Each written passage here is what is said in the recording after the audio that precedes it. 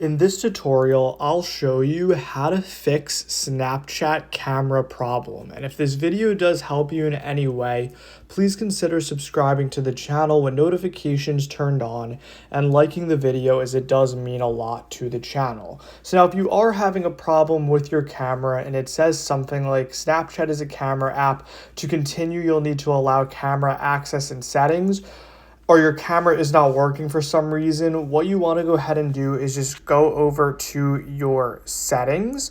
Then once you go over to your settings, you want to go over to the app section and search up Snapchat, and you will see it right here. Then you want to go over to camera, and you want to go ahead and make sure that that is turned on. As long as that's turned on, your camera should work and the problem should be fixed.